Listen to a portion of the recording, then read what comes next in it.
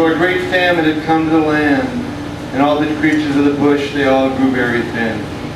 All except for Aja the dog. He seemed to grow fat.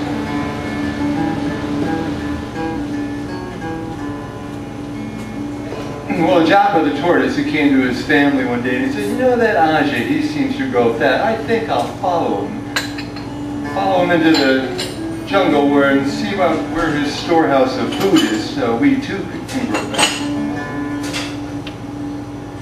And so the next day when Aja went off into the jungle, the Japa, he followed him at a safe distance so he wouldn't be seen.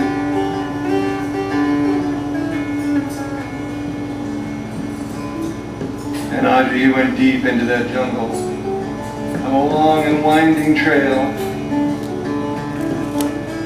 Finally came to a huge clearing in the jungle. And that clearing was a tree, a very tall tree. And he walked up to the tree and gave a sing-song chant to the tree.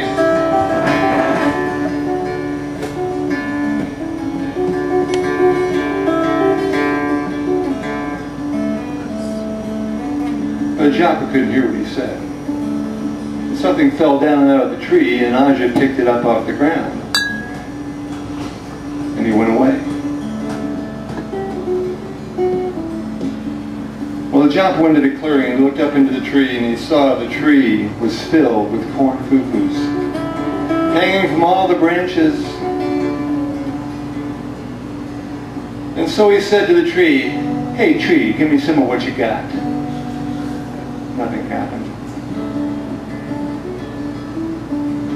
And then he said, hey tree, give me a corn foo-foo or I will kick you. Still nothing happened. So he kicked the tree and he hurt his foot.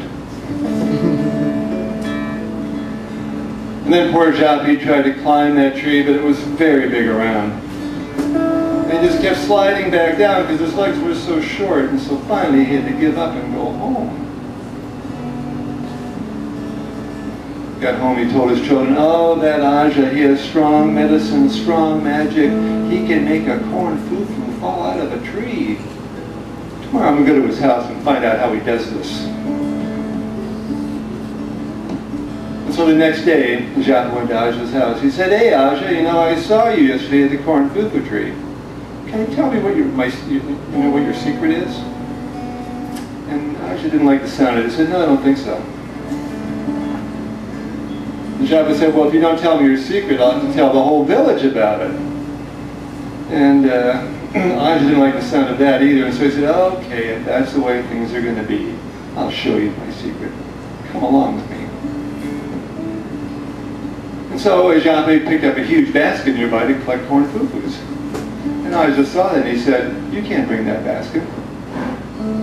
The Japa said, what kind of a friend are you? You invite someone along and don't let them bring a basket? Oh, very well. I won't bring it, but let's hurry.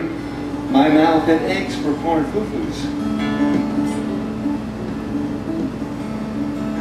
So off they went into the jungle again on a long and winding trail.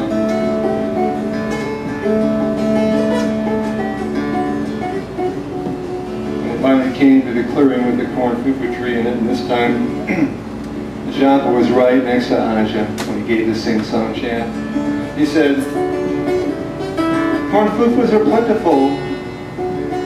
They hang in great numbers.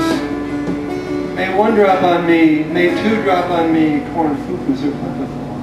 And a corn foo-foo fell down at Aja's feet and one of the Japa's also.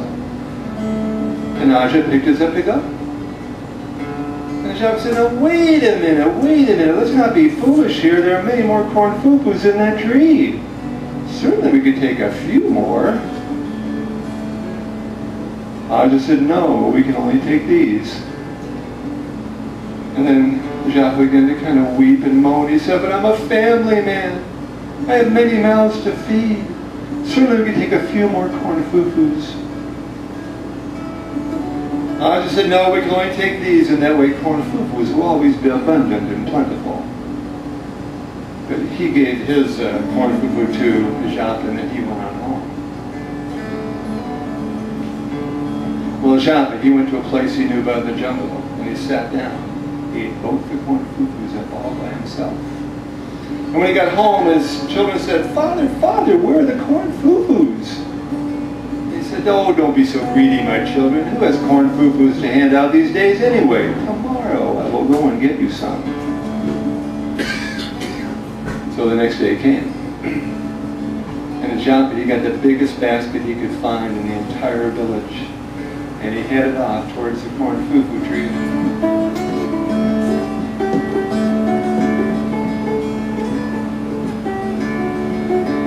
He arrived in a clearing, and he gave the same sing-song chant that Aja had the day before.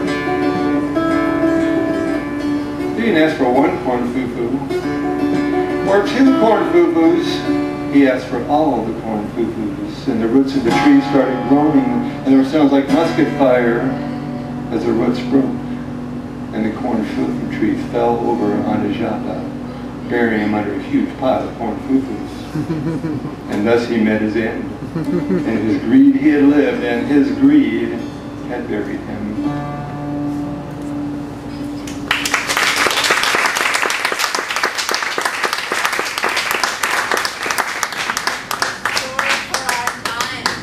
Story for our times, with no doubt, absolutely correct.